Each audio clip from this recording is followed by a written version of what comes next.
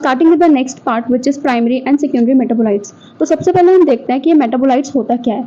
तो हमने एक टर्म पढ़ा हुआ है दैट इज मेटाबॉलिज्म। मेटाबॉलिज्म हमने पढ़ा था लिविंग वर्ल्ड में, करेक्ट। उसमें क्या होता है हमारे पास कि हमारे पास जो हमारी बॉडी में जो भी रिएक्शंस होती हैं, जैसे कि कैटाबॉलिज्म हो गया या फिर एनाबॉलिज्म हो गया, यानी कि किसी भी चीज़ का बनना या फिर उसका ब्रेकडाउन होना, तो वो चीज़ हमारे पास किसमें आता है, मेटाबॉलिज्म में आता है। अब उसी का हमारे पास इंटरमीडिएट जो प्रोडक्ट होता है उसी को हम बोलते हैं मेटाबोलाइट्स। तो बायोमोलिक्यूल्स में हमें दो चीजें पढ़नी है, एक पढ़नी है प्राइमरी मेटाबोलाइट्स और सेकंड हमें पढ़नी है सेकेंडरी मेटाबोलाइट्स। तो दोनों के बीच में डिफरेंस देख लेते हैं। सबसे पहले बात करते हैं प्राइमरी मेटाबोलाइट्स की। सबसे पहले देखते हैं प्राइमरी मेटाबोलाइट्स क्या होता है। तो it includes biomolecules form by metabolism in living organism. तो हमारे पास जो लिविंग ऑर्गेनिजम्स होते हैं उनमें जो मेटाबॉलिज्म के थ्रू बायोमोलिक्यूल्स बनते हैं, ठीक है, उनको हम क्या बोलते हैं, प्राइमरी मेटाबोलाइट्स बोलते हैं। जैसे कि हमारे पास मेटाबॉलिज्म के थ्रू कार्बोहाइड्रेट्स बनता है, अमाइनो एसिड्स बनते हैं, प्रोटीन्स बनते हैं, लिपिड, न्यूक्लिक एसिड, तो ये सारे हमारे पास क्या हो जाएंगे, प्राइमरी मेटाबोलाइट्स हो जाएंगे।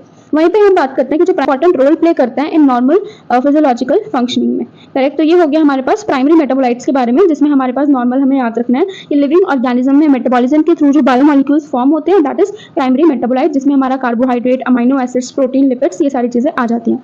तो बात करते हैं सेकेंडरी मेटाबोलाइट्स की। तो सेकेंडरी मेटाबोलाइट्स बेसिकली हमारे पास क्या होता है, ये फॉर्म होते हैं by the product in plant, fungi and microbes. तो जब हम एनसीईआरटी देखेंगे ना, एनसीईआरटी में हमें प्लांट लिखा हुआ है, जो ये पैराग्राफ दे रखा है एनसीईआरटी में बायोमोलिक्यूल्स में इस टॉपिक का, उसमें प्लांट दे रखा है, फंजाई दे रखा है और माइक्रोब्स दे रखा है, और साथ में दे रखा है एनिमल टिश्यू भी, करेक्ट। तो जहां पे आपको एनिमल टिश्यू अगर ऑप्शन में आ जाता है तो आपको याद रखना है कि एनिमल टिश्यू से किसके रिगार्डिंग दे रखा है एनसीईआरटी में हमारे पास में, प्राइमरी मेटाबोलाइट्स के रिगार्डिंग में। रेस्ट जो भी दे रखा है that is plant, fungi and microbes, वो सब हमारा किस में आ जाएगा, सेकेंडरी में आ जाएगा, ठीक।